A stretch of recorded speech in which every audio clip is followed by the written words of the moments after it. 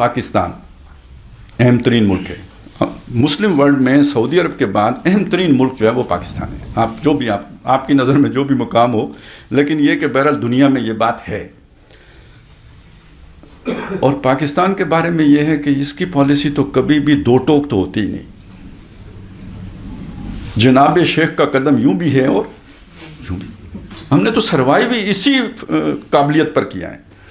نہ چائنا کو پتہ لگتا ہے کہ ہماری ہمالیہ سے اونچی دوستی اس کے ساتھ ہے، نہ امریکہ کو پتہ لگتا ہے کہ بحر اوقیانوس سے گہری دوستی کس کے ساتھ ہے. اس کے بھی فرنٹ لائن الائی، اس کے بھی بیک لائن الائی. ہماری الائنس جو ہے نا ہر طرف اڈاپٹیبل ہم رہے ہیں ماشاءاللہ. یہی ہماری سروائیول کا آج تک جو ہے چلا. لیکن اس اہم موقع پر آپ کے صدر صاحب جو ہے نا وہ چائنا میں تھے اور انہوں نے پہلا اور آخری اتحادی چائنا کو قرار دے دیا. دو ٹوک پالیسی آ گئی یا نہیں؟ تو یہ جو ڈویژن ہے اس میں جب آپ نے یہ اعلان کر دیا کہ ہمارا پہلا اور آخری اتحادی چائنا ہے. چائنا اس سے 5 سال پہلے اعلان کر چکا ہے کہ جو حیثیت امریکہ کے لیے اسرائیل کی ہے میرے لیے وہ حیثیت پاکستان کی ہے. کوئی آپ کو کچھ الائنمنٹ ہوتی نظر آئی ہے؟ اب یہ کیا ہماری خارجہ پالیسی کی جو ہے نا وہ حکمت عملی کا نتیجہ ہے؟ یہ بھی خدا کے انتظام کا نتیجہ ہے. ہم نے کون یعنی جو دوگلی پالیسی رکھتا ہے اس پر کوئی ٹرسٹ کرے گا؟ تو یہ تو خالص خدائی انتظام ہو رہا ہے جو کچھ ہو رہا ہے. یہ آ گیا، یہ ایک اور نشانی آپ کے سامنے آ گئی. اس سے میں پھر آپ کے سامنے یہ بات رکھ رہا ہوں کہ دنیا بدل رہی ہے، لیکن اس بدلنے کا یہ مطلب ہرگز نہیں ہے. اب میں آگے چل رہا ہوں بات کو لے کے کہ آپ یہ سمجھ لیں کہ بس ہماری جو ہے نا وہ سب فتح ہی فتح ہونے والی ہے اور سبز سبز ہونے والا ہے اور ایک دم جو ہے وہ انقلاب آ جائے گا اور امریکہ ختم ہو جائے گا.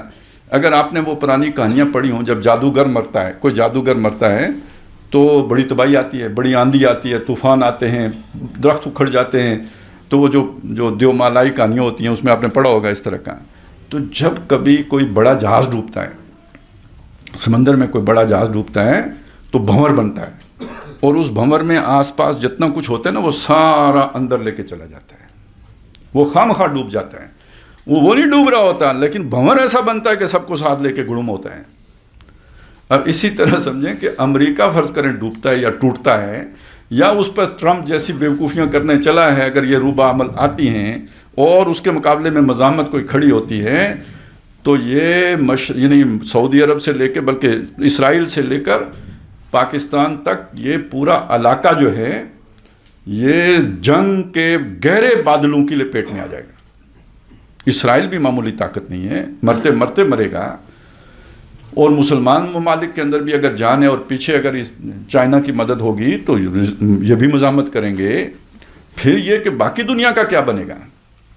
اب یہ سارا آپ ذہن میں رکھیں تو اس کا مطلب کیا ہے؟ اس کا مطلب یہ کہ ٹھیک ہے دنیا بدل رہی ہے لیکن بہت بڑی تباہی ہے جو سر پہ کھڑی ہے.